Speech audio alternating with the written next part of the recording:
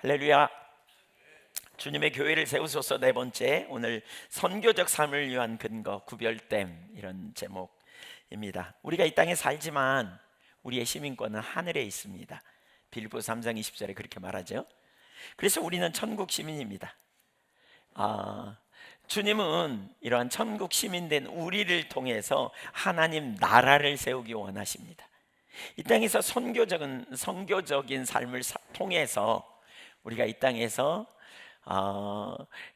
전도를 통해서, 또 기독교인으로서 우리가 세상에서 삶을 통해서, 그리고 더 나아가 우리가 직장에서 우리가 하는 일터 사역을 통해서 일하는 모든 영역이 하나님과 동역자로서 이제 우리에게 주어진 직업, 하는 일, 이 모든 것을 하나님 나라의 일꾼으로서 충성되게 해나감을 통해서 우리가 하나님 나라의 백성의 삶, 문화적 명령, 선교적 명령을 이루는 그 삶으로 주님이 우리를 초청하고 계시는 것이지요. 그런데 오늘날 우리가 바쁜 일상과 세속적 가치에 둘러싸여 살다 보니까 정체성을 놓치는 경우가 허다하죠. 오늘 본문이 우리가 어떻게 살아야 되고 또 어떻게 그 삶을 살 수 있는지를 분명하게 나타내 보여주고 있습니다. 위의 것을 찾으라. 이것은 우리의 삶의 방향성이고요. 방향성. 그리고 부활의 생명을 가진 자로서 이렇게 살아야 한다. 이것은 삶의 동력, 엔진이라고 할 수 있는 것입니다. 세 가지를 보려고 합니다. 첫째, 그리스도인의 정체성. 우리가 올바른 정체성을 갖는 게 참 중요하잖아요. 소크라테스가 너 자신을 알라 이렇게 말한 건 뭐예요? 자신을 올바로 이해할 때 올바로 살 수 있다, 뭐 이런 이야기잖아요. 정체성이 중요하다는 거예요. 우리의 정체성이 뭐냐? 골로새서 3장 1절 앞부분에서 그걸 이렇게 말하죠. 그러므로 너희가 그리스도와 함께 다시 살리심을 받았으면, 이것이 우리의 정체성이에요. 그리스도와 연합된 자고 그리스도 안에서 우리는 살리심을 받은 자, 이것이 우리의 정체성입니다. 그 첫 번째로는, 그 밑에 적은 첫 번째로 그리스도와 함께 연합되었다는 사실을 우리가 인식하는 게 되게 중요해요.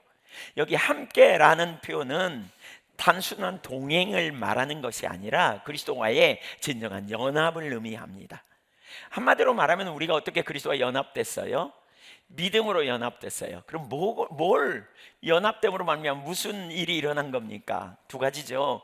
하나는 우리가 죄인됨으로 말미암아 하나님이 당신의 독생자를 보내셔서, 예수님이 오셔서 십자가에 달려 죽으시고 우리 죄를 깨끗게 하기 위해, 또 하나는요, 예수님이 다시 살아나셔서 이제 우리가 우리의 영원한 생명을 얻는 근거가 된 거잖아요. 그러니까 예수님의 죽음, 예수님의 부활이 결국 우리가 믿음으로, 그 죽음이 나의 죽음이고 그 부활이 나의 부활로 체험되어지는, 로마서 6장 4절 5절의 표현에 의하면 예수 그리스도의 죽음과 부활에 우리는 참여한 자, 그래서 예수 그리스도 안에 속한 자.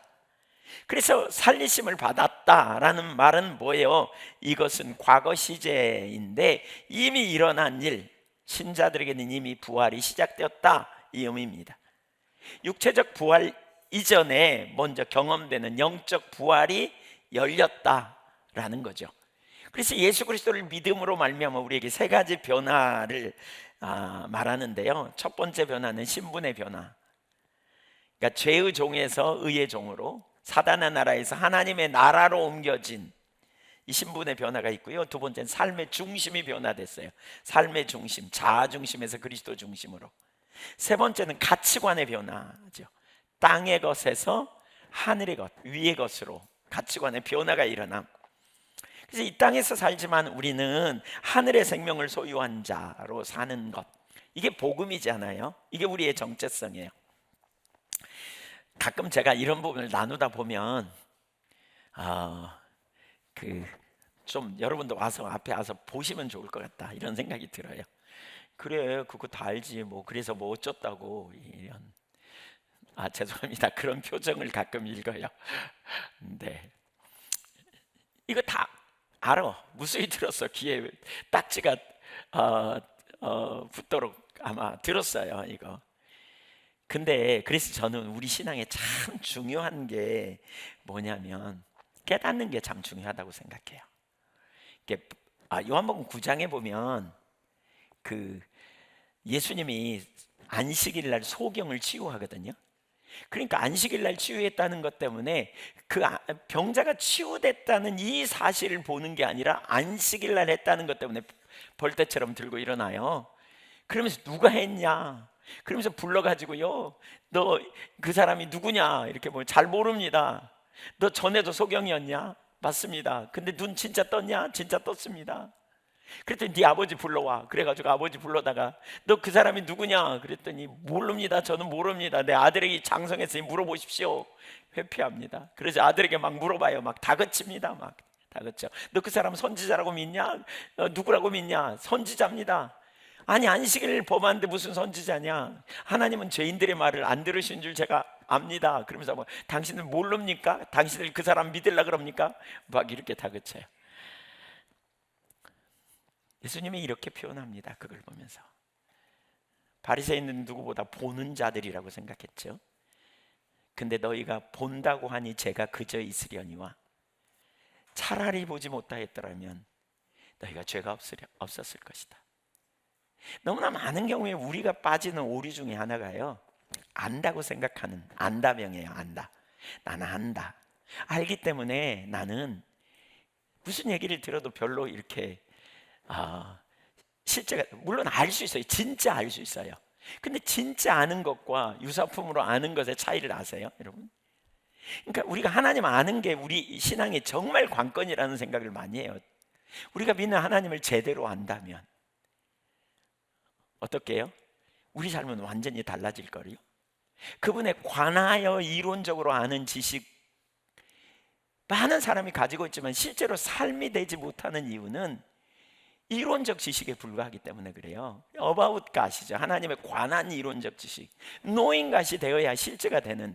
성경에서 하나님 안다는 말은 야다, 히브리어로 기노스코, 헬라어죠. 이 다 뭐예요? 체험적 지식으로 아는, 경험으로 아는. 그러니까 이 실제적인 지식이 되어져야 돼요. 지난 금요일 날 이 부분 좀 살폈는데 요한복음 13장에 보면 씨 뿌리는 비유가 나오잖아요. 거기 보면 네부리의 만밭이 나오죠. 길가밭은 뭐예요? 말씀을 들었지만 깨닫지 못한, 그러니까 이건 듣지 못한 사람이니까 제껴놓고, 두 번째로는 돌짝밭이 나와요. 돌짝밭의 특징이 뭐냐면 말씀을 기쁨으로 받았대요. 기쁨으로 받았어요. 근데 문제는 뭐냐? 열매가 없어요. 세 번째는 길가밭이에요. 아니, 가시떨기밭. 가시떨기밭은 말씀을 들었다만 표현하게 돼 있거든요. 근데 헬라 원어를 보면 집중해서 들었다, 적극적으로 들었다, 이런 표현이에요. 말씀을 잘 듣고 또 말씀을 듣고 너무 신났어. 그리고 눈물도 흘렸나 봐. 뭐 이런 정도의 모습이 있었어요. 근데 열매가 없어요. 요한복음에서 집중적으로 가르치는 것 중에 하나는 뭐예요? 하나님이 우리에게 기대하는 바는 열매잖아요. 열매. 근데 열매가 하나도 없다는 거예요. 근데 열매를 맺는 사람이 있어요. 어디에? 네 번째 밭이죠. 좋은 밭. 그러니까 좋은 밭과 그 앞에 있는 두 밭의 차이가 딱 하나예요. 그게 뭐냐면 듣고 깨달았다라는 말이에요.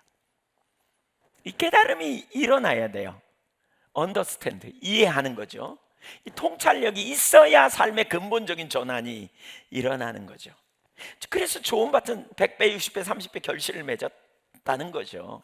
듣고 깨달음. 여러분, 우리가 자꾸 돌아봐야 돼요. 내가 깨닫는 자인지. 깨닫게 되면 무슨 일이 일어난 줄 아세요? 실제이기 때문에 가요. 이론이 아니고요. 실제이기 때문에 삶을 어떻게든지 그렇게 살려고 하고, 그것이 길이기 때문에 그리 향해 나가게 돼 있어요. 그냥 중단하지 않아요. 물론 우리 옛사람의 본능 때문에 우리가 자꾸 실패하고 넘어지고 공격도 오지만, 그러나 우리가 깨달음이 있다면 어떻게든지 그리 가야 생명이 있다는 걸 안단 말이에요. 우리가 그리스도와 연합한 자로서 죄에 대해 죽고 세상에 대해 살아있다면, 이 사실을 분명히 깨닫는다면 어떻게 해요? 완전히 다른 종류의 삶을 살아요. 골로새 교회가 이런 은혜가 있었거든요. 골로새 교회가 1장 4절을 한번 보세요. 골로새 교회, 이는 그리스도 예수 안에 너희의 믿음과 모든 성도에 대한 사랑을 들었음이요. 그러니까 하나님을 향해서는 믿음의 반응을 했고요, 이웃을 향해서는 사랑으로 반응했다는 거예요. 그러니까 하나님을 향한 믿음을 가지면 문제가 생겨도 하나님께 맡기고, 염려가 생길 때 하나님 앞에 길을 찾고 은혜를 구하고, 이게 믿음의 반응 아니겠어요? 이웃을 향해서는 적극적으로 섬기고 용서하고 축복하는 이 실제 삶을 살았다는 거예요. 어떻게 그럴 수 있었느냐? 5절에 보니까 너희를 위하여 하늘에 쌓아둔 소망으로 말미암았대. 그들이 소망을 하늘에 두었어요. 그래서 지금 만나는 문제, 상황, 모든 영역에서 믿음과 사랑으로 반응할 수 있었다. 근데 어떻게 해요? 곧 너희가 전에 들은 복음 진리의 말씀을 들은 것이라. 6절 읽어볼까요? 이 복음이 이미 너희에게 이름에 너희가 듣고 참으로 하나님의 은혜를 뭐하는 날부터? 깨달은 날부터. 여러분, 이게 관건이에요. 깨달아져야 돼요. 깨달아져야 돼요. 복음을 듣고 깨달으니까 성경이 말하는 그대로 하늘에 소망을 두고, 성경이 말하는 그대로 하나님께 믿음을 두고 이 땅에서 반응하는 거예요. 살아가는 거예요. 손해를 봐도 하나님을 신뢰하기 때문에, 억울한 일을 경험해도 의의 최후 승리가 주님 손에 있음을 알기 때문에 억울한 일을 인본주의적으로 해결하지 않고 용서하고 축복하고 반응하고 나가는 실제적인 삶으로 나가는 거예요. 이거죠. 이거 깨달을 수 있기를 축복합니다. 여러분, 깨달음이 얼마나 중요한지 몰라요. 자, 이 깨닫는다는 말을 조금 생각해 보면 어떻게 깨달을 수 있을까? 신명기 29장 4절 같은 데 보면 출애굽하던 이스라엘 백성들이 하나님이 깨닫는 마음, 듣는 귀 안 주셨다고 말하거든요. 왜 안 주셨냐면 교만해서요. 그러니까 깨닫는 마음과 듣는 귀를 너희에게 주셨다, 이런 표현을 해요. 우리가 주셔야 돼요. 그런 귀가 필요해요. 근데 이러기 위해서 두 가지가 필요해요. 하나는 뭐냐면 배우려는 태도를 지속적으로 갖는 거예요. 배우려는 태도. 그러니까 골로새서만 봐도 바울 사도가 그 사람들을 가르치기 위해 얼마나 애를 썼는지 몰라요. 골로새서 1장 28절 거기 넘겨보면, 한 장만 넘기면 나오니까 보세요. 우리도 그를 전파하여, 저기 성경에 올라올 걸 기대하지 말라 그랬더니 읽어볼까요? 시작. 우리가 그를 전파하여 각 사람을 권하고 모든 지혜로 각 사람을 가르치면 각 사람을 그리스도 안에서 완전한 자로 세우려고. 뭐 했다고? 전파로 끝나는 게 아니고 1대1로 각 사람 개별적으로 만나 권면하고 가르치는 일을 했다는 거예요, 바울 사도가. 그러면서 29절에 보면 이를 위하여 내 속에서 능력으로 역사하는 이의 역사를 따라 힘을 다해 수고했대. 힘을 다해. 2장 1절 보세요. 그러면서 내가 너희와 라오디게아에 있는 자들과 물은 내 육신의 얼굴을 보지 못한 자들을 위하여, 그러니까 바울 만나지 못하고 세워진 교회가 골로새 교회고, 여기 라오디게아 교회 이런 데는 다른 사람에게 전도된 교회. 근데 그들을 위하여 힘썼다는 거죠. 왜냐하면 너희가 알기를 원한다, 힘쓰는지를 알기 원한다. 그러면서 2절 보세요. 이는 그들로 마음의 유한을 받고 사랑 안에서 연합하여 확실한 이해의 모든 풍성함과 하나님의 비밀인 그리스도를 깨닫게 하려 함이니. 3절, 그 안에는 지혜와 지식의 모든 보화가 감춰져 있느니라. 그리스도를 제대로 깨닫기만 하면 하나님의 모든 풍요가 그리스도 안에 나타나 있어. 그리스도 안에 있어. 모든 보화와 비밀이 그리스도 속에 있는 것을 알기 때문에 그리스도로 충만한 삶을 살게 되는 거죠. 그리스도의 능력이 뭔지, 왜 오직 예수인지 이걸 분명히 인식하게 되기 때문에, 그래서 바울 사도는 이걸 위해 그렇게 가르치기를 힘썼다는 거예요. 제가 보니까 그렇더라고요. 저 개인적으로도 깨닫는 것과 그냥 아는 것의 차이를 제가 정말 많이 경험했어요. 신학도 하고 또 성경 공부도 나름 열심히 있고, 저도 한열심파 했거든요. 책도 읽고 그러다 보니까 지식으로 알잖아요. 그래서 어떤 얘기 들으면 다 아는 얘기다 이러고 많이 보냈어요. 근데 어느 날 그게 팍 깨달아지는 거예요. 근데요, 그 이전과 이후의 차이가 진짜 깻잎 한 장 차이예요. 아는 것이 성령의 조명으로 실제가 된 거죠. 그 차이예요. 그러니까 몰랐던 걸 새롭게 알았다, 새로운 지식으로 알았다, 이런 경우도 있지만 대부분의 경우는 이미 알았던 게 성령의 조명으로, 그러니까 우리가 두 가지가 필요하다는데 하나는 배우는 거고 또 하나는 뭐냐면 성령의 조명이 필요하거든요. 그래서 바울 사도가 골로새 교회를 위해 기도하면서 뭐라 그러냐면 성령의 지혜와 총명을 너희에게 부어달라고 기도하고 있어요.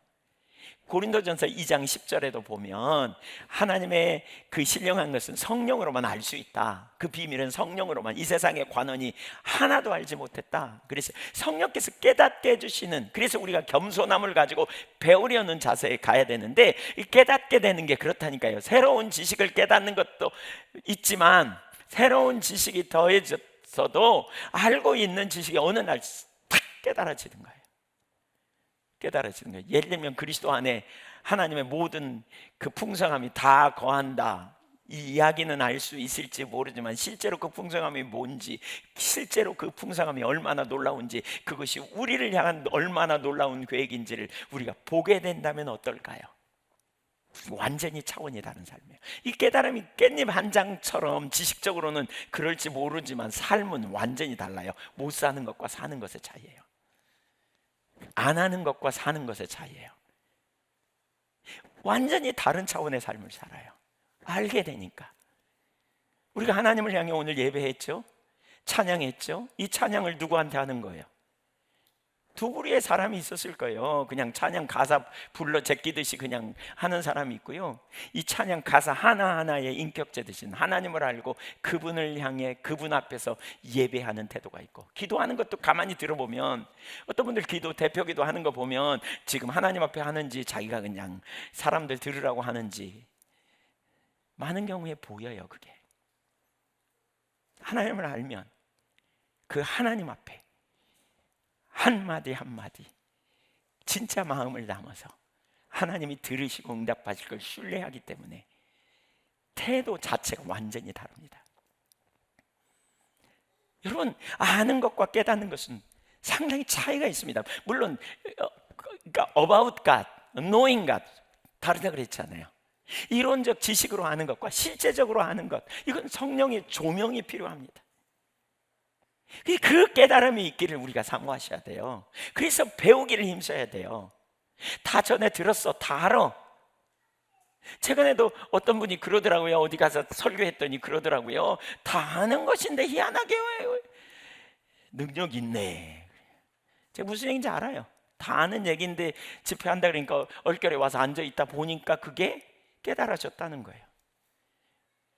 그래서 자기의 삶에 전환되고 변화됐다는 거예요. 이런 은혜가 우리가 계속 있어야 돼요. 이런 은혜가. 그래야 우리가 그리스도의 사람이 되고 우리가 하나님의 백성으로서 하나님을 영화롭게 하는 실제적인 삶으로 나갈 수 있어요. 복음을 우리가 수도 없이 들었지만 복음이 실제되면 우리 삶에 강력한 능력이 있어요. 그래서 우리는 끊임없이 지속적으로 배우기를 힘쓰고 주님의 은혜를 사모하고 열망하는 자리에 가야 돼요. 이것이 우리가 가져야 될 삶의 태도예요. 성경을 지식적으로 통달한다 할지라도 실제가 되지 않은 지식은 이론에 불과해요. 진짜 우리가 믿는 하나님을 안다면 얼마나 담대할까? 그리고 하나님이 얼마나 크시고 놀라우신 분인가? 우리가 아는 지식은 지극히 작은 일부분에 부족하다면. 사랑하는 여러분, 일생 동안 주님 아는 데서 자라가기를 축복합니다. 계속 알기를 구해야 돼요. 사모해야 돼요. 계속 주님이 우리에게 주님 자신을 알게 하시고 우리의 신앙의 진리가 무엇인지 배우고요. 제가 모태신앙이었어요.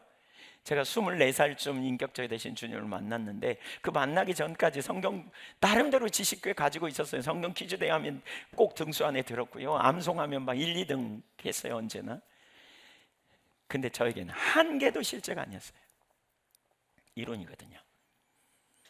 인격체 되신 주님을 만나고 나서 다시 보니까 완전히 다르. 제가 왜 성경을, 저도 지금 계속 성경을 계속 읽고 성경의 말씀을 묵상하는 이유가 뭐냐면 읽고 묵상할 때 계속 깨달음이 있거든요. 더 분명히 보여지거든요. 그때 실제적인 삶으로 나가는 이런 은혜가 우리에게 필요해요. 우리의 정체성이 기초인데 우리 신앙의 기초예요. 기초가 튼튼해야 높이 쌓잖아요. 이게 확실하게 세워지기 위해서 우리가 겸손함과 정직함, 배우기를 힘쓰시기를 축복합니다. 여러분 배우려고 하셔야 돼요. 책도 자꾸 읽고요. 그래서 어떤 예배당에도 설교도 자꾸 들으려고 하고요. 자꾸 보여달라고 구하고요. 말씀 아는 것 같아도 성령의 조명으로 깨닫게 해달라고 구해야 돼요. 자꾸. 그런 사람이 정말 놀라운 실제적인 삶으로 가는 거죠. 두 번째, 우리가 보아야 될 방향과 같이 우리의 정체성이 뭐라고요? 그리스도와 연합된 자, 그리스도 안에서 우리는 살아있는 자, 그렇죠? 살리심을 받은 자. 우리는 죽은 자가 아니에요. 우리는 새로운 생명을 소유한 자. 자, 두 번째, 우리가 보아야 될 방향과 같이 C.S. 루이스가 쓴 순전한 기독교라는 책이 있잖아요. 거기 3장에 보면 그런 이야기가 거기 예로 이제 이렇게 나오는데, 거기에 무슨 얘기가 나오냐면 그 함선이 이렇게, 그러니까 배들이 선단을 이루어서 이렇게 나가잖아요. 근데 나갈 때 세 가지가 필요하다라고 표현을 하면서 이제 그분이 이렇게 이야기하는데, 첫째는 뭐냐면 부딪히지 않은 충돌이 안 일어나야 된다. 두 번째는 뭐냐면 방향이 분명해야 된다. 세 번째는 뭐냐면 동력이 필요하다. 이렇게 표현해요. 부딪히지 않는 건 뭐냐면 충돌이 일어나면 안 되잖아요. 그러니까 우리가 인생을 살면서 충돌이 일어나지 않기를 원하죠. 평안하고 문제 없고 잘 살기 원하고, 뭐 가정 안에서 부부끼리도 안 부딪히고 이웃과도 안 부딪히고 이런 삶을 살기 원하죠. 그래서 우리가 뭐예요? 도덕을 지키고 또 우리가 어떤 상대방을 존중히 여기고 이런 일 하잖아요. 이런 일 세상은 이건 누구든지 다 하려고 그래요. 근데 문제는요, 방향이 분명하지 않으면 이 삶을 살 수 없고요, 능력이 없으면 이 삶을 살 수 없다는 거죠. 그 방향이 뭐냐? 여기 오늘 본문이 그걸 가르쳐요. 방향과 능력을, 엔진을, 동력을. 그 방향이 뭐냐? 위에 걸 찾는 거예요. 위에 것을 찾는 사람이 이게 가능한 거예요. 위에 것을 찾을 때. 그리고 그 동력은요, 부활의 생명이에요. 예수님 안에 있는 생명, 예수님 안에 감춰진 그 생명이 능력이라는 거죠. 이게 동력이에요. 그래서 우리가 그리스도인다운 삶을 살 수 있는 것은 바로 여기 있어요. 이러한 정체성의 기초에서 우리가 서야 할 것이 있는데, 첫째, 두 가지를 나누는데, 첫째는 위의 것을 찾으라, 두 번째는 위의 것을 생각하라. 근데 첫 번째, 위의 것을 찾으라. 3장 1절 후반부 보면 위의 것을 찾으라, 거기는 그리스도께서 하나님 우편에 앉아 계시느니라. 위의 것을 찾으라. 이 찾으라라는 말의 동사 제테오는 현재 명령형으로 간절히 추구하다, 갈망하다, 이런 의미인데, 우선적으로 지속적으로 찾아야 된다라는 의미입니다. 찾는다는 말의 의미는 관점과 관련이 있어요. 초점. 우리의 초점을 어디에 두느냐, 우리의 목표점을 어디에 두느냐, 이것과 관련돼 있어요. 그래서 우선적으로, 지속적으로, 계속 열정적으로 찾아야 된다. 뭘 찾느냐? 위의 것을 찾는다. 그러면 위의 것이 뭐예요? 위의 것이 무엇인지를 보여주기 위해서 거기 3장 1절 보면, 거기는, 우리가 찾아야 될 거기는 그리스도께서 하나님 보좌 우편에 앉아 계신다. 우리가 어디에 초점 둬야 될지를 보이시죠? 하나님의 보좌 우편, 거기 누가 계시다고요? 온 땅의 통치자이신 예수 그리스도. 하나님 보좌 우편에 있다는 말은 하나님의 통치권을 위임받아서 온 땅을 다스리시고 통치하시는 주님을 의미하거든요. 그러니까 온 땅의 통치자이신 주님의 보좌를 바라보는, 그러니까 이걸 종합해 보면 뭐냐? 그리스도와 다시 살리심을 받은 자로서 하나님 보좌 우편에서 온 땅을 통치하시는 그리스도와 연합된 삶, 곧 지속적으로 그리스도 안에 거하는 삶, 이 삶을 의미한다고 말할 수 있어요. 요한복음 15장 5절에서 이렇게 말하잖아요. 나는 포도나무요 너희는 가지라. 그가 내 안에, 내가 그 안에 거하면 사람이 열매를 많이 맺나니 나를 떠나서는 너희가 아무것도 할 수 없습니다. 그러니까 이것은 뭐예요? 포도나무이신 주님과 가지인 내가 연합된 삶, 그래서 우리가 우리의 삶의 방향, 우리의 초점이 어디 있냐? 온전케 하신 예수를 바라보는 거예요. 그리스도께 우리의 초점을 두는 거예요. 인격체신 주님께 우리의 초점을 두고 주님을 알기를 구하고 주님의 뜻을 따라 순종하고 주님 안에 그리스도와 함께 있기를 힘써야 한다는 거예요. 이걸 매 순간마다 주님을 바라보는 삶, 온 땅의 통치자이신 그리스도를 의지하여 그리스도께 순복하고 지속적으로 매일매일 그분의 뜻이라면 기꺼이 순종하여 삶을 조정하고 나아가는 실제적인 삶으로 살아가야 된다. 이게 지금 여기서 말하는 거예요. 어떻게요? 일시적으로요? 아니요, 지속적으로요. 자, 이게 참 중요해요. 우리 신앙이 참 왜곡된 것 중에 하나가 우리가 하나님과의 관계를 일로 대체해 버렸어요. 하나님과의 관계, 왜 뭐 이렇죠? 우리가 예수 믿고 구원받았어? 그러면 이제 그 은혜를 생각하고 그 다음에 너 일해야지, 주님을 위해서. 왜 이런 거 있죠? 왜 이거 참 귀한 일이지만 사실 어떻게 왜곡하면 관계를 일로 대체해요. 내 너를 위하여 몸버려 피 흘려. 내가 너를 주었는데 너 나 이외에 이제 뭘 줄 거야? 그러면 이제 일로 대체해요. 그래서 관계를 은혜 받고 구원받은 이후에 일로 대체해요. 일을 많이 하면 뭔가 한 것 같고 일을 안 하면 안 한 것 같고. 근데 이게 우리의 신앙이 아니에요. 일은 관계에서 흘러나오는 것이어야지, 관계도 안 된 채로 일에 초점 두면 그게 마르다의 삶 아니에요? 마리아와 마르다 이야기 아시죠? 예수님이 말씀을 전하고 그 마리아와 마르다 집에 갔을 때 마르다는 밖에서 음식 만드느라고 분주한데 마리아는 예수님 발 앞에 앉아서 말씀을 들으니까 마르다가 눈치하면서 마리아 좀 나와서 저 좀 도와달라고 그러라 그러니까 예수님 뭐예요? 마리아는 이 좋은 것을 택했더니 내버려둬라 그러잖아요. 성경에 나오는 마리아는요, 그 마리아, 마르다의 동생 마리아는 항상 예수님의 발 앞에 있었거든요. 결국 누가 옥합을 깼냐면 마리아가 옥합을 깼어요. 주님과의 친밀한 관계 안에 있을 때. 이게 우리의 신앙인데 오늘날 많은 사람들이 일로 대체했어요. 일로 대체하다 보니까 무슨 일이 있어요? 젊었을 때 직분 맡고 사역 감당하면서 열심히 하다가 어느 나이 돼서 신앙 교회 직분 은퇴하고 나이 먹으면 놓아버려요. 그럼 하나님과 관계에 기초하지 않았기 때문에 하나님과의 관계가 단절돼 있어. 옛날 얘기하는 거예요. 맨날 옛날에 이렇게 헌신했고, 옛날에 이런 은혜가 있었고, 옛날에 이렇게 내가 봉사했고, 이렇게 하나님이 능력을 주셨고. 근데 지금은 전혀 없는 경우가 허다해요. 억압이 가득해. 그게 우리의 신앙인가요? 완전히 잘못된 거예요. 하나님과의 관계에 은퇴해버린 것 같아. 생생한 실제적인 주님의 교제가 처음부터 시작됐더라면 나이가 먹을수록 그 교제는 깊어지겠죠. 주님과의 관계 안에 개인적인 교제가, 주님의 임재 안에서 주님을 알기를 원하고 주님과 그 놀라운 사랑과 은혜의 교제 아래 붙들려 더 날로 새로워지겠죠. 오늘날 그럼에도 불구하고 하나님과의 친밀한 관계성 안에 있지 못하고 일로 하나님과의 관계를 대체하는 그러한 왜곡된 신앙에 너무나 많이 노출되어 있어요. 보세요. 여기 지속적으로 우리가 뭐예요?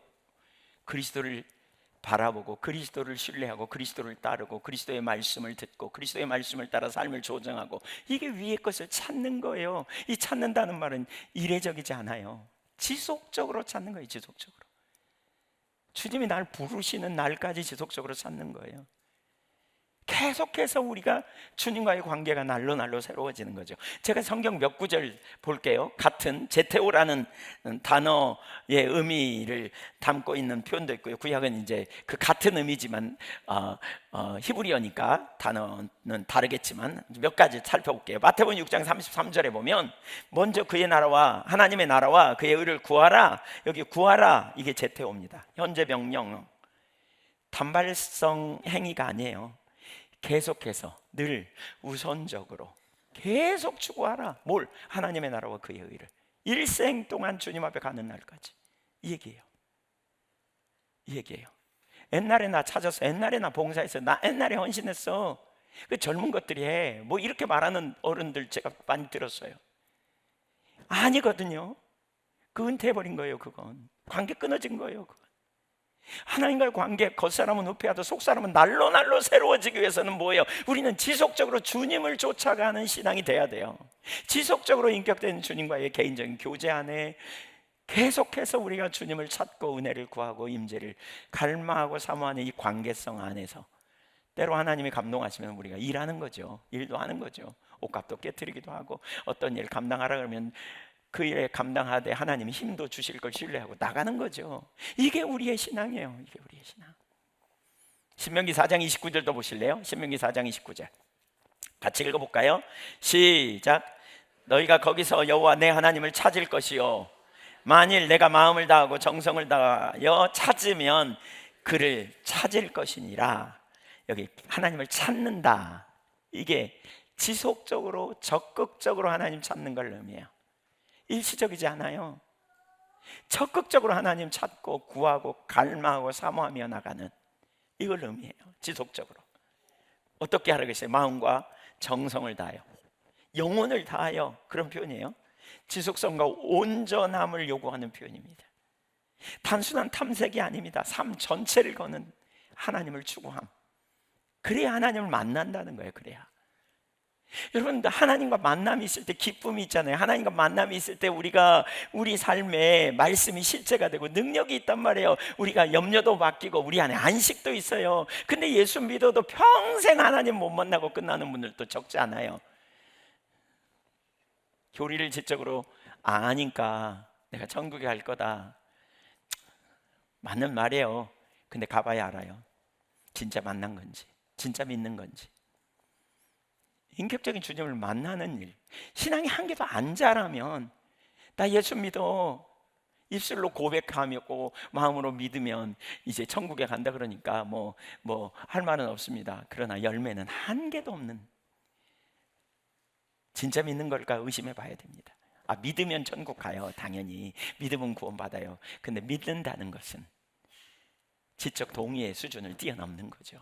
인격자 되신 하나님을 신뢰하는, 하나님 자신을 신뢰하는 거죠. 그분의 기록 약속된 몇 가지를 지식으로 동의하는 수준을 뛰어넘어 약속하신 인격자 되신 그분을 알고 그분을 신뢰하며 나아가는 것이 믿음이죠. 이게 믿음입니다, 여러분. 근데 주님을 못 만나면 올바른 자세가 아닌 거죠. 우리가 그렇게 시작할지라도 지속적으로 우리 신앙이 인격적 교제 안에 자라가면 자라갈수록 점점 주님을 알겠죠. 점점 주님을 더 많이 알겠죠. 그분의 성품을 성령의 조명으로 더 많이 알고 그분의 말씀을 따라갔더니 안 될 게 성취돼 경험으로, 체험으로 주님을 알게 되고, 이게 체험적 지식을 말해요. 히브리어 용어로 말하면 다트죠. 다트. 신천지가 맨날 이 구절 갖고 교회 공격했잖아요. 지식이 없어 망한다. 호세아 4장 6절. 그 지식이 바로 다트, 체험적 지식을 얘기해요. 근데 이 지식이 점점 자라겠고, 자라기 때문에 어떻게 해요? 체험했으니까 그 다음에 훨씬 쉬운 거죠. 원수 갚는 걸 내게 맡겨. 그래서 처음에는 그냥 이를 갈고 갚는 게, 원수 갚고 내가 갚고 싶은데 주님의 말씀을 따라 아둥바둥 하다가, 그래 말씀이 그러니까 내가 그래야지, 그래서 울면서라도 원수 갚는 거 맡기고 용서하고 축복하고 막 그러고 났더니 어느 날 하나님께서 그 사람 앞에서 나를 높여주시는 경험을 한번 했다고 쳐보세요. 이게 다트라니까요. 하나님을 체험적으로 하는 이런 은혜가 계속 자라고, 신앙이 이렇게 자라는 거예요. 여러분, 신앙이 이렇게 자라가야 돼요. 계속해서 자라가야 돼요. 하나님 아는 지식이 우리 가운데 점점 풍성해지고 하나님과의 관계가 점점 풍성해지고, 지금 그 얘기하는 거예요. 여기 위에 계신 하나님을 찾되 현재 명령형, 능동적인 현재 명령형이라면 적극적으로 그렇게 추구해 가는, 계속적으로. 시편 27편 8절도 보세요. 주께서 말씀하셨나이다. 너희가 내 얼굴을 구하라 할 때에 내 마음이 여호와여 주의 얼굴을 구하리이다. 얼굴, 파님이라는 히브리어인데요, 이 말은 인격자 되는 하나님 자신을 가르칩니다. 성경에 6,000번 이상 나옵니다. 구약 성경에만. 내 얼굴, 하나님 얼굴, 하나님 자신을.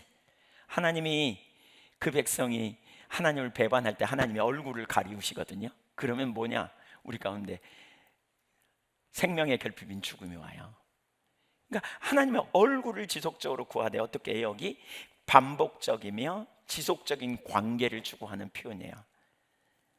예, 그 표현 자체가 시편 105편 4절도 읽어볼까요? 시작. 여호와를 찾고 그의 능력을 구하며 항상 그의 얼굴을 찾으라. 예, 그러니까 영어 성경에 보면 continually라는 단어 혹은 always, 항상, 지속적으로 라는 단어가 동반되어 나와요. 일시적으로 하는 게 아니에요. 계속해서 여호와를 찾고 여호와의 능력을 구하고, 이게 하나님을 힘입어 살아가는 성도의 삶이죠. 내가 능력이 없어요. 복음이 뭘 가르쳐요? 너 능력 없어, 네 힘으로 안 돼. 그래서 누가 필요해? 예수님이 오셨어. 그러니까 너는 이제 예수님을, 갈라디아서 2장 20절에 네가 사는 게 아니라 그리스도를 믿는 믿음 안에서 사는 거야. 그 말이 뭘 가르친 줄 아세요? 우리가 한계를 경험할 수밖에 없다는 거예요. 왜? 우리 능력이 없으니까. 그러면 절망해요? 복음을 아는 사람은 아니요. 바로 그런 순간에 뭐예요? 내게 능력 주시는 주님 앞에 가서 지혜를 구하고 전략을 구하고 능력을 구하고, 이게 평생의 삶에 있어야 될 영역이에요. 여호와와 그의 능력을 지속적으로 구하는 거예요. 하나님이 오시면, 하나님이 임재하시면, 출애굽받은 이스라엘 백성들에게 하나님이 함께 하시니까 거기 생명이 넘쳤잖아요. 부족함이 없었잖아요. 우리 인생에 하나님이 함께 하시기를 지속적으로 찾고 구하고 갈망하고 사모함으로 주님 앞에 나아가는, 항상 나이 먹으면 끝이 아니에요. 어떤 시점이 되면 내려놓으라, 이것도 아니에요. 주님 나라 갈 때까지. 여러분 혹시 잘못된 생각을 가지고 계시면 이거 깨셔야 돼요. 아까 나눴지만 오늘날 우리 시대의 팽배한 신앙 중에 하나가 일로 하나님과의 관계를 대체해요. 그래서 일하면 뭔가 하나님 앞에 뿌듯하고 뭔가 했다고 생각하는 이 자리에 머물러 있어서, 일을 뭔가 하고 있으면 자기는 잘하고 있는 것 같고, 그러다가 어떤 시점에 이제 힘도 빠지고 그러면 이제 뭐 맡겨진 직분도 내려놓으면 일 안 하니까 이제 더 이상 나는 이제 뭐 이렇게 이제 옛날 얘기하는 거죠. 옛날에 내가 이랬었는데 그러고 주님 안 찾고 그러면 옛날 생각이 막 내 머리를 점령하죠. 점령해. 그러면 우울증도 나타나고, 그럼 불안한 마음도 나타나고, 그럼 낙심하는 마음도, 사람의 눈을 막 의식하는 일들이 막 점령하고, 막 내가 뭘 가지고 있나, 내 인생의 뒤를 돌아보니까 주님을 위해 헌신했는데 지금 내 삶이 너무 비참한 것 같고, 이런 일들이 확 점령하죠. 점령해요. 예. 고숙현 장로님 요양원에 가면 그런 분들이 있어요, 없어요? 신앙 되게 좋은 것 같은데요, 요양원에 가면 그런 사람들 많아요. 옛날 얘기해요. 근데 현재는요, 고집 절대 안 내리고 빡빡 우기고 자기 생각대로. 나이가 먹을수록 겉사람은 후패하지만 속사람이 날로 새로워지고, 속사람이 날로 주님 안에서 강건해지고, 하늘에 소망을 두고 날마다 주님을 찬양하고 주님의 임재 안에 붙들려야 되는데 놓치는 거예요.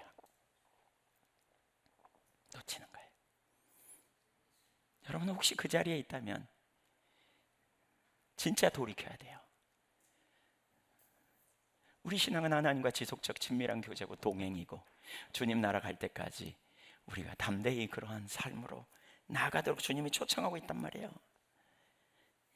이사야 63장 1절 2절도 하나님이여 아버지께서 뜻을 정하신 야곱에게서, 그 다음에 2절에 보면 내 영혼이 목마르며 정령이 주를 갈망하며. 지속적인 욕구. 예, ESV 바이블에 보면 이런 표현이 되게 더 잘 나타나 있어요. 지속적 갈망. 이례적인 단발성이 아니고 지속적으로 하나님을 향해서는 항상 열려 있는 거죠. 하나님을 향해 항상 사모함이 열려 있어야 돼요. 근데 이거 놓치면 우리의 초점이 세상적이고 육신적이고, 그리 가면 우리는 염려가 끊어지지 않고 낭만이 끊어지지 않고, 그냥 내 모습을 보니까 소망이 없고, 그러니까 눈 뜨는 게 괴롭고, 우리 이렇게 되기 얼마나 쉬운지 몰라요. 특별히 우리 연세 드신 분들일수록 더 이 부분 깨달아야 돼요. 젊은이들 뭐 말할 것도 없지만 방향이다. 방향. 그리고 그 방향을 향해 지치지 않고 우리는 지속적으로 나가야 된다. 최근에 누가 저한테 보내줘서 제가 그걸 읽었어요. 변중이 배우 변중이 씨라고, 그 중학교 과학 선생님으로 은퇴할 때까지 과학 선생님 40 몇 년인가 하셨더라고요. 30 몇 년인가 하여튼 잘 몰라요. 근데 하시다가 49살부터 이렇게 아이들 돌보는데 심리학 이런 걸 공부하다가 연극에 관심을 갖기 시작해가지고 극단 같은 데 가서 이렇게 단역으로 이렇게 한 번씩 하다가 은퇴하고, 은퇴가 나이가 65세인가요? 은퇴하고 정식으로 극단에 들어가가지고 이렇게 거기서 단역 배우로 이렇게 하다가 75세가 됐거든요 지금. 근데 최근에 주연 배우로 캐스팅돼가지고 영화를 잘 찍었대요. 그래가지고 그걸 냈어요. 근데 그분이 말하는 것 중에 되게 인상 깊은 게 이거였어요. 뭐냐면 어떻게 이렇게 할 수 있냐고요. 그러니까 뭐냐면 나는 지금도 1mm라도 자라기를 힘쓰고 있다고. 키가 자라기를 힘쓴다는 말이 아니에요. 자기의 모든 영역에서 자기가 할 수 있는 최선의 역할을 감당하기 위해서 계속 끊임없이 배우고 자라가고 성숙되기를 열망하고 있다고. 우리 그리스도인이 이래야 돼요. 하나님 알기를 계속 갈망하고 사모하고 주님 안에서 하나님 나라 백성의 삶이 무엇인지를 계속 배워가고 우리가 그런 삶을 실천하고 이렇게 추구해 가면 어마어마한 결실을 맺을 거래요. 이런 리더들이 많이 있어 보세요. 우리 한교회에 이런 리더들, 이런 어르신들이 많이 있어 보세요. 젊은이들이 아무나 가서 어른들에게 제 삶이 이런데 어떻게 할지 몰라요 그러면 수없이 경험했으니까 그냥 지나가는 이야기로 자기 이야기 해주기만 해도 굉장한 도움을 얻을 수 있어요. 굉장한 도움을. 제가 가끔 이런 얘기 하잖아요. 어떤 분들은 저에게 30분만 시간 내서 얘기하자고. 근데 얘기하고 나면 그분 중에 이런 분도 있어요. 얘기하고 나면 목사님하고 얘기하면 30분만 얘기해도 답이 보인대. 교회 위에 한 이야기도 그렇고 개인적인 이야기도 그렇고. 지난번에 어떤 분하고요 한 1, 20분 얘기했어요. 이혼하려고 한다고 그러면서. 근데 1, 20분 얘기하고 나서 그분이 눈물을 흘리면서 이혼 안 하겠다고 이렇게 전환하더라고요. 하나님이 하신 거예요. 제가 한 게 아니고. 그런데 동행하는 가운데 해줄 말이 많은 거죠. 주님과 동행해 본 경험이. 우리가 왜 신앙을 30년, 40년, 50년 했는데도 그 옆에 가면 배울 게 별로 없을까? 그러면 안 되잖아요. 한평생 주님과 동행했던 사람인데 지속적인 교제 속에 하나님을 추구하고 하나님과의 실제적인 교제 가운데 우리가 나아갈 때 우리 삶에 강력한 능력이 있는 거죠. 바로 이걸 말하는 거예요 지금. 이걸 방향 어디로 가야 되는지, 그리고 중단해서는 안 되는 거죠. 방향을 통해 계속 나감, 지속적 동행이 안 되면 어떠는지 우리 과거에 살폈잖아요. 제가 아브라함 얘기했죠. 아브라함이 만약에 창세기 15장까지만 하나님과 동행하다가 아이고 나 하나님 약속도 안 지켜주고 아이고 나 주님 따라가기 징하다 나 그만할래 그랬다면 어떻게 됐을까요? 창세기 15장에 나타난 그 이전까지 하나님 그 이전까지 하나님만 알았을 거요. 하나님은 방패요 상급이고 하나님은 전쟁에 이기게 하시는 창조의 하나님이고 17장에 나타난 전능하신 하나님, 19장에 나타난 영생하신 하나님, 22장에 나타난 여호와 이레의 하나님은 전혀 몰랐을 거예요. 15장까지만 동행하다 16장 언저리에서 끝냈다면 그는 자기의 비전이 이스마엘인 줄 알고 왜 하나님이 비전을 성취 안 할까?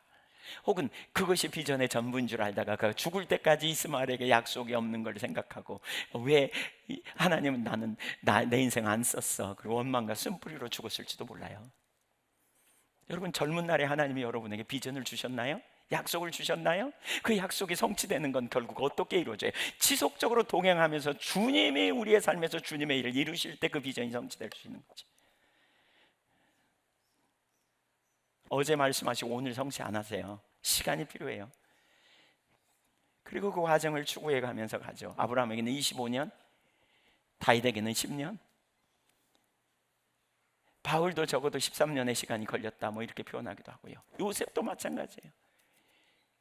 지속적으로 하나님과 동행하며 하나님을 추구해 갈 때 하나님이 하나님 자신을 우리에게 알게 하시고 그분의 능력을 나타내시고 그분의 길을 보이시고 이렇게 되어지는. 지난번에 제가 언젠가 시니어 스쿨에서 읽었는데요, 어떤 분이 보내준 글인데 전 세계적으로 하나님이 그러니까 가장 탁월하게 쓰임받는 나이가 60대에서 70대가 1순위고요 70대에서 80대가 2순위고 50대에서 60대가 3순위래요. 가장 탁월한 리더들은 여기에 속한대요. 근데 모두 다 나이만 먹으면 절대로 안 그래요.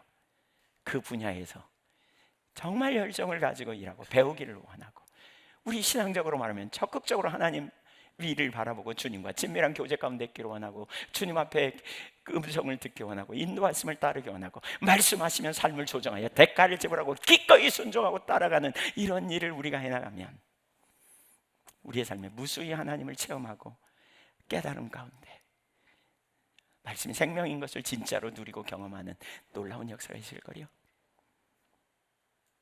여러분, 이 삶으로 가야 되지 않겠어요? 혹시 잘못된 생각을 가지고 있다면 오늘 돌이킬 수 있으면 좋겠어요. 혹시 주님과 동행하다가 중단해 버렸다면 여기서부터 돌이켜서 다시 위의 것을 찾기 시작하고 그리스도를 바라보고 주님을 알기 원하고 주님의 임재 가운데 있기를 원하고 주님의 인도하심을 따르기 원하고, 내가 아는 수준이 아니라 지금까지 아는 정도가 아니라 더 많이 주님을 알기 원하고 주님의 능력을 경험하기 원하는 사모함과 열망 가운데 더 깊이 성숙되어 나아갈 수 있기를 소망합니다. 그렇게 해보시자고요, 여러분. 그렇게 위의 것을 찾으라.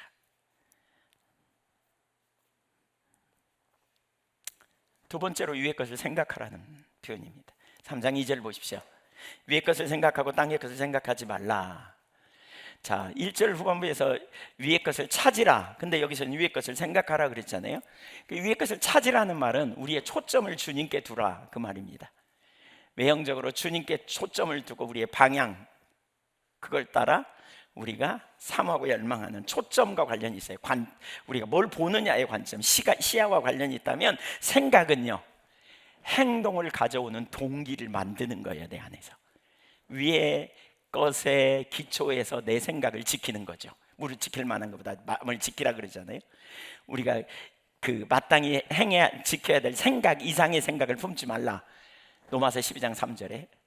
우리가 그 생각을 우리가 지키고 생각을 따라 우리의 삶을 조정하는 거예요. 근데 여기 생각하다는 단어도 프로네이트인데 같이 판단하다, 지향하고 추구하는 세계관을 가지다, 마음을 두다, 이런 문법적으로는 앞에 찾으라와 동일한 현재 능동태 명령이에요. 계속적으로 그 생각을 통해서 우리의 삶을 조정해 가라, 이 말입니다. 페트라 주석에 보니까 생각하라는 말은 애착심을 가지라는 의미이기도 하고, 벳겔이라는 학자는 이것이 즐기는 마음을 가지라는 의미로 보는 거죠. 그러니까 마지못해서 생각하는 게 아니고 하나님의 나라와 그 가치를 알고 우리의 머릿속에서 그 생각을 가지고 반응하는 거예요. 적극적으로 그 생각 너머의 생각을 받아들이지 않고 적극적으로 나아가는 거예요. 두 가지 생각. 땅의 생각이 있고 하늘의 생각이 있다, 위의 생각이 있다. 사고방식이라고 할 수 있죠. 땅에 속한 사람이었잖아요, 우리가. 그래서 땅의 일을 계속 생각하고 땅의 일을 따라 반응하고 땅의 일을 따라 나갔잖아요. 근데 이제 그거 그만두고 온 땅의 통치자여 주인이신 주님께 우리의 소망을 두고 주님을 향해 바라보라는 거예요.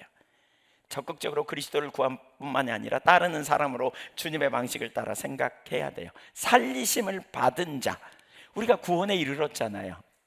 우리 주님이 우리와 함께 하시면서 우리에게 생명이 되시잖아요. 그러니까 우리가 지속적으로 하늘나라를 바라보고 정체성과 소속이 위에 있다는 것을 기초로 우리의 방향도 그 위에 있는 것들을 중심으로 실제적으로 삶을 선택해 가라는 거죠. 생각부터. 저는 생각과 말과 행동이 시작은 생각에서부터 시작된다고 생각해요. 그래서 제가 이런 표현했죠. 한번 따라주세요. 믿음으로 생각하고 믿음으로 말하고 믿음으로 선택하기. 이게 그리스도인의 삶이에요. 생각을 잘해야 돼요. 믿음의 범위 안에서, 주어진 범위 안에서. 이게 뭐예요? 위의 것을 기초로 생각하는 거예요. 실제로. 뭐 좀 구체적으로 얘기하면 모든 상황을 그리스도의 관점으로 생각하고 해석하는 거예요. 우리에 일어난 사건, 상황, 환경, 하나님의 관점으로 해석하는 거예요. 우리가 인생을 살다 보면 예기치 못한 일이 되게 많거든요. 우리가 인생을 살다 보면 이제 망했다 이런 생각이 들 때도 있어요. 그렇죠? 망한 것 같아. 그렇죠? 근데 사실 그게 인간적으로 볼 때는 그런 것처럼 느껴지고, 어떤 때 보면 불공평하다, 뭐 하나님은, 세상은 참 불공정하다, 뭐 이런 생각으로 우리가 바라볼 수 있죠. 근데 성경적 시각을 보면 뭐예요? 그 모든 상황을 통해서 하나님이 우리를 빚어가신다는 사실이죠. 하나님의 섭리 속에 있는 훈련, 이 관점이 우리에게 필요해요. 한번 따라서 보세요. 만나는 모든 상황과 모든 사건을 그리스도의 관점으로 해석하기. 그렇다면 뭐예요? 이 사건을 통해 배워가는 거예요. 자라가는 거예요. 하나님은 한 가지 분명한 사실은, 하나님은 합력해서 선을 이루시는 분이시다. 그러니까 하나님을 사랑하는 자, 그 뜻대로 살고자 하는 자에게 모든 것이, 모든 상황을 다 합쳐서 결국 선을 이루어 주신다. 이것이 성경의 시각이에요. 그 시각을 가지고 대하는 거예요.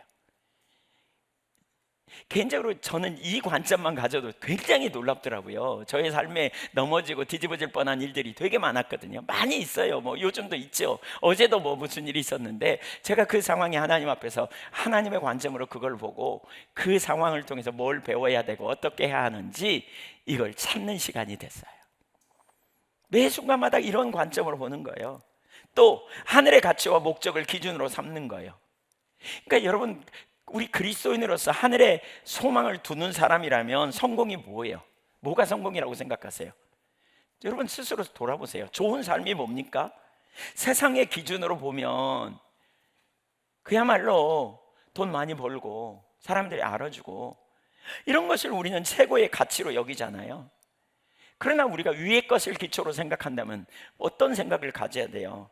세상은 많이 가지는 자를 복된 자로 취급하지만 위의 것을 생각하는 사람은 그리스도 안에 있는 자, 그리스도가 동행하는 사람, 결국 그리스도가 생명이기 때문에 그리스도가 함께하면 길을 내시고 피로를 채우시고 능력을 부어주시고 기가 막힌 모든 상황에서도 우리의 방패와 상급과 우리의 유로와 힘이 되시는 분이 주님이시잖아요.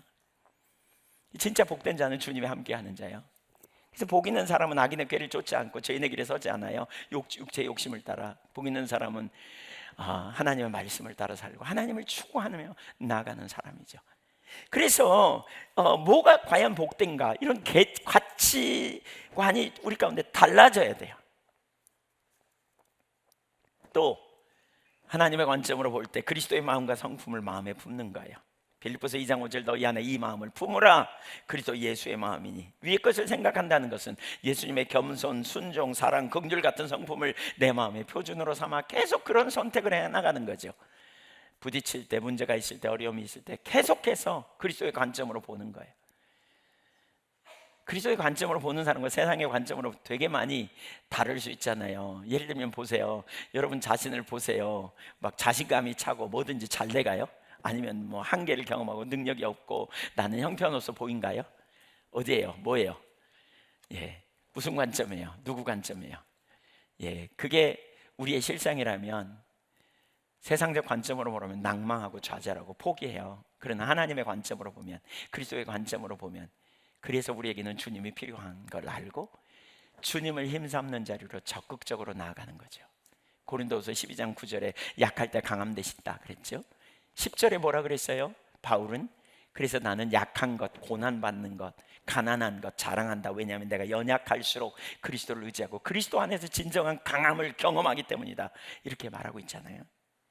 위의 것을 생각한다는 것은 우리의 마음과 사고방식이 늘 하늘나라의 가치와 그리스도의 관점에 기초하여 동기를 가지고 바라보는 거예요. 환경을 해석하고 상황을 해석하고 문제를 해석하고. 어떤 때 저는 성도님들이 와서 막 염려라고 꺼내놓는 거 이렇게 얘기를 보면 그리스도의 관점으로는 한 개도 염려가 아니야, 문제가 아니야. 제가 속으로 그렇습니다. 주님 잘하고 계십니다. 계속하십시오.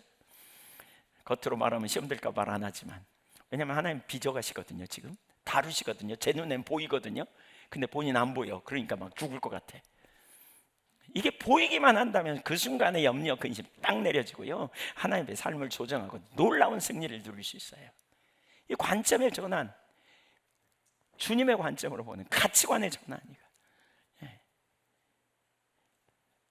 그래서 막 제가 그런 얘기를 들어요. 막 상담했는데 우리 목사님은 관심도 안 가져준다. 막 이렇게 막, 왜냐하면 같이 막 울어주고 막 힘들어줘야 되는데 네, 그냥 안 울어주고. 그러니까 보이거든요. 사실 보입니다. 보일 때가 많습니다. 개인적으로. 어떻게 얘기할까요? 예, 아유, 하면 시험 들 거요. 제가 말하면 정답만 말 안 해 그러고 갈 거요. 근데 하나님의 관점으로 자신의 문제를 바라보고 앞에 있는 난관을 바라보고, 우리 주님을 찾을 때 가장 중요한 게 단순성이잖아요. 하나님과 나와의 관계, 둘이만 있는 것처럼 느끼며 찾을 때 단순함이 필요한데, 단순하려면 뭐가 필요하냐면 우리가 알고 있는 믿음을 적용해야 돼요. 쓸 수 있어야 돼요. 믿음의 방패를 꺼내서 써야 돼요. 그게 뭐냐면 우리 안에 있는 염려와 근심을 잠재우는 거예요. 거기서 나오는 소리를 잠재워요. 어떻게 잠재워요? 믿음으로. 나를 아신 하나님, 가장 좋은 길로 인도하신 하나님이 가장 좋은 걸 인도할 걸 내가 알아. 그래서 잠재우는 거예요. 이거 잠재우고 거기에 반응해서 나오는 거예요. 예수 그리스도 이름으로 염려 근심은 떠나가라. 주님이 나의 삶을 가장 완전한 길로 인도할 걸 내가 신뢰한다. 지금 내가 그게 선명하게 보이진 않지만 분명한 확신은 하나님은 사랑이고 신실하시고 완전하시기에 가장 좋은 길로 인도할 걸 나는 신뢰한다. 믿음으로 선포하며 주님을 찾고 나아가는 거죠. 이 일이 일어나는 거예요. 이게 위의 것을 찾는 거예요. 위의 것을 찾는 거. 3장 5절 한번 볼까요? 골로새서 3장 5절 한번 보십시오. 땅의 것을 생각하지 말아야 될 이유가 뭔지 여기 나옵니다. 그 뒤에 여러분은 위의 것을 찾는지 땅의 것을 찾는지 생각하는지 보십시오. 성경이 뭐라고 말하는지 보십시오. 5절, 그러므로 땅에 있는 지체를 죽이라. 곧 음란과 부정과 사욕과 악한 정욕과 탐심, 탐심은 우상숭배니라. 6절 읽어보죠. 시작. 이것들로 말미암아. 여러분 이거 구약 아닙니다. 이거 신약입니다. 이거 신약이에요. 신약의 교회에 지금 이런 말 하는 거예요. 이것들로 인하여 진노가 온대. 이것들로 인하여.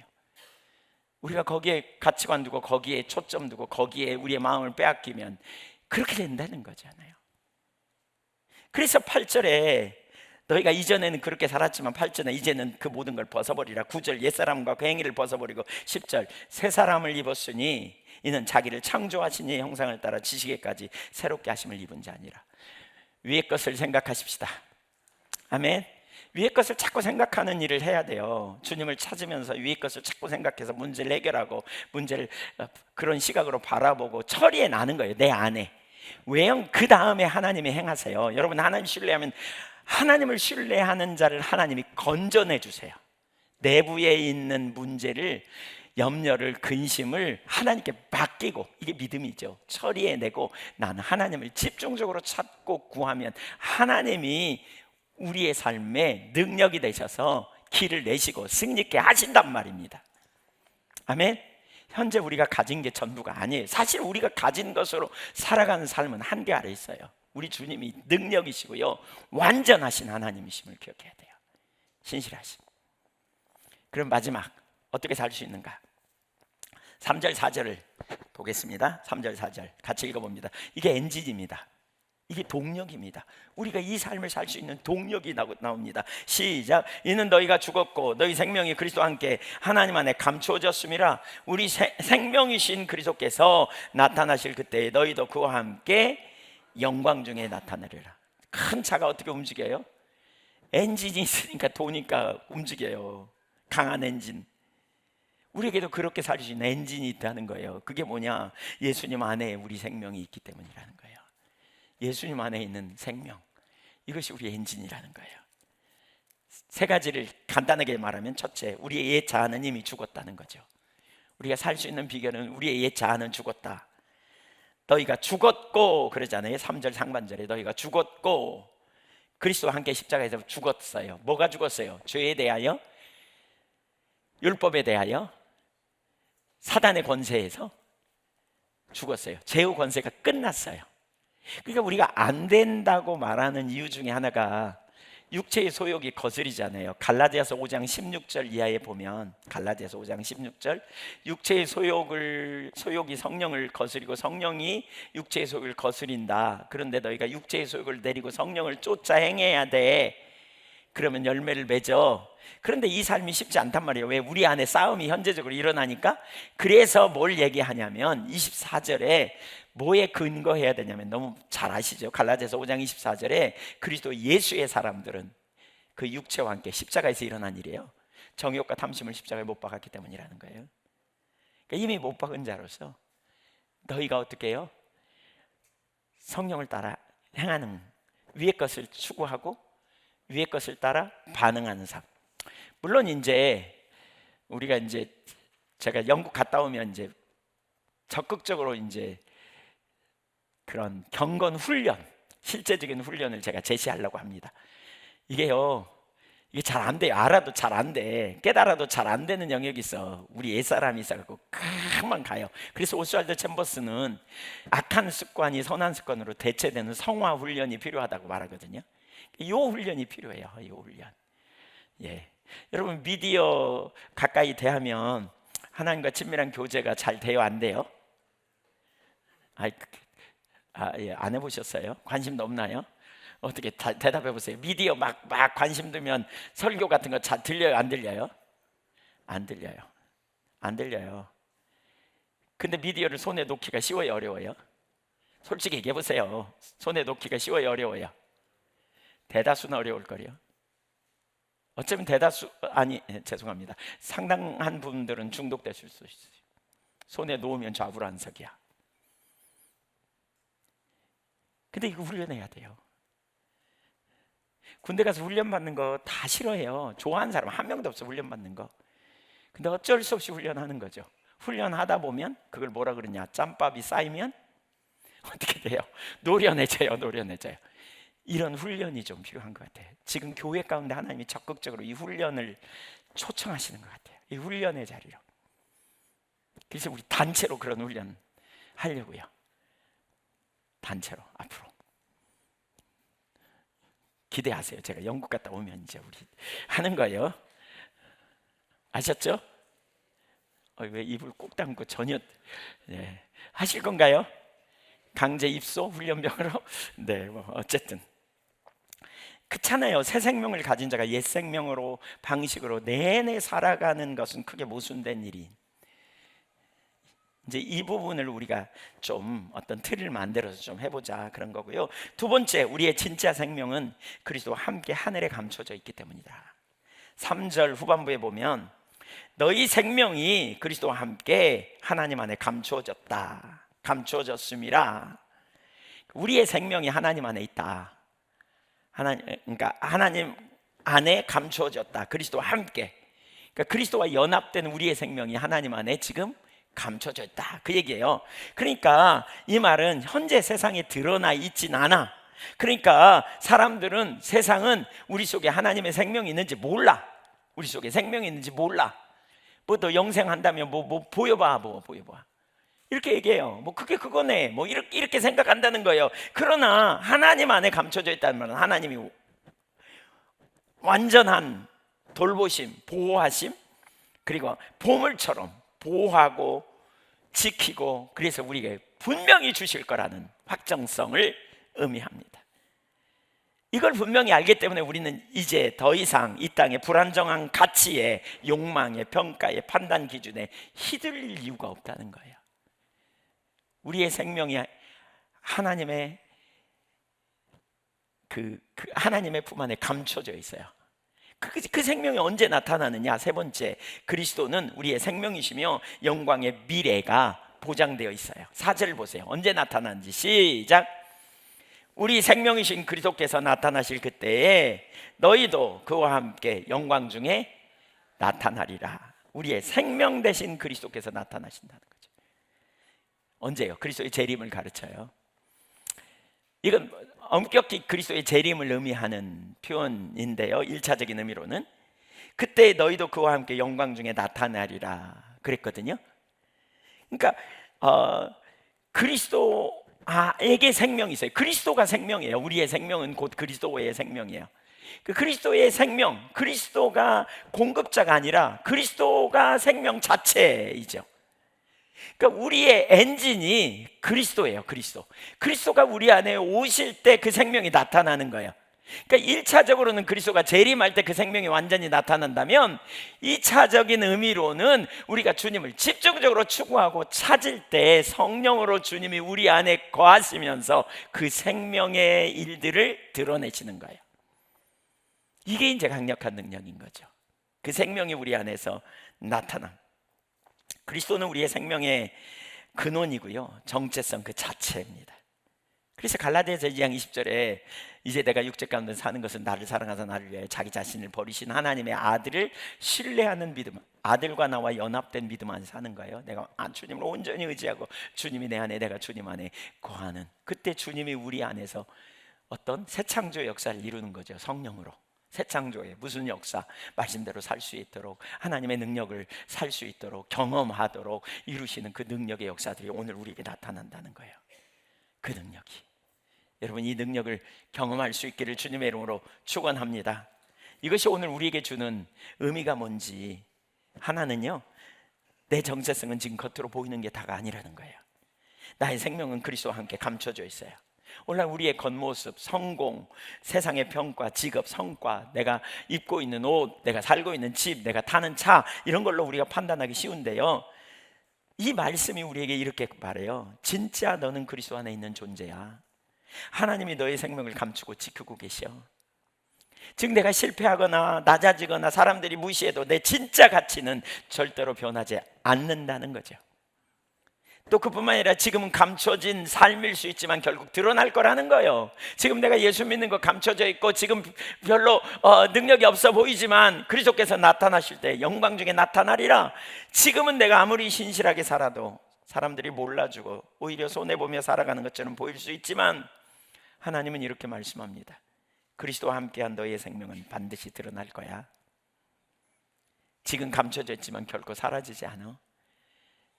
그 생명이 우리 가운데 밝히 드러날 그날을 믿음으로 바라보고 소망 가운데 살아가는 것이 우리 그리스도인의 삶이에요. 또 그리스도가 나의 생명이죠. 그래서 우리는 생명이신 그리스도께서 우리와 함께 하심을 신뢰하고 이제 우리는 그분을 따르고 그분을 의지하고 그분과 함께하는 놀라운 은혜 가운데 살아가는 삶이 되어져야 돼요. 사랑하는 여러분, 지금 여러분의 생명이 뭡니까? 뭘 여러분의 생명이라고 말합니까? 뭐에 여러분 가치를 둡니까? 건강입니까? 사람들의 인정입니까? 돈입니까? 부입니까? 명예입니까? 아니면 그리스도이십니까? 아니면 예수 그리스도가 여러분의 생명입니까? 그리스도인은 예수 그리스도를 생명으로 삼는 사람들입니다. 그리고 예수 그리스도를 힘입어 세상을 해석하고 예수 그리스도를 힘입어 세상의 난관을 돌파해내고 예수 그리스도의 능력으로 하나님이 주시는 능력 안에 살아가는 것이 그리스도의 삶입니다. 혹시 겉으로 보이는 것 때문에 낙심하고 있지 않습니까? 하나님이 지금 내 생명을 하나님 안에 감추고 계심을 믿고 계십니까? 나의 삶은 지금 그리스도와 함께 드러날 영광을 바라보고 살아가고 있습니까? 아니면 눈앞에 일시적인 것에만 집중하고 있습니까? 나는 내 삶을 그리스도의 목적을 위해 헌신하고 있습니까? 그분이 나의 생명이기에 나는 그분을 위해 오늘 또 살아간다고 고백할 수 있습니까? 어떻습니까? 하나님은 저와 여러분을 통해 그 나라를 세우기 원하세요. 우리는 그 일에 부름받은 자로서 그분을 우리의 사명을 그 안에서 발견해 가야 합니다. 곧 선교적 삶을 살아가야 합니다. 그것이 우리의 부르심입니다. 그 일을 위해 우리를 살리셨고 이제 우리는 인생의 방향을 분명히 해야 합니다. 위에 있는 것을 추구하는 삶, 그리스도를 추구하는 삶. 이것은 잠시 잠깐의 삶이 아니고 일생 동안 계속해서 그리스도로 충만한 삶, 그리스도로 날로 풍성해지는 삶, 그리스도 안에 속 사람이 날로 더 주님과의 관계 안에서 온전케 되어지는 그 삶을 살 수 있기를 주님의 이름으로 축원합니다. 뭘 우선적으로 찾고 있는지, 내가 집중하고 있는 것은 위의 것인지 땅의 것인지, 세상의 평가가 아닌 하나님의 생명으로 내 정체성을 보고 있는지 우리 자신을 바라보십시다. 능력이 우리에게 있지 않습니다. 주님께 있습니다. 그게 복음입니다. 그래서 우리는 그리스도를 의지하여 여기까지 왔다면 우리의 남은 생에도 그리스도로 더 충만케 되어지고 그리스도 안에서 더 놀라운 은혜를 경험하고 더 능력 있는 삶을 살고, 그럴 때 우리가 산 위에 있는 도시처럼 하나님의 영광을 드러내는 믿음의 공동체로 굳건하게 세워질 줄로 믿습니다. 기도하겠습니다.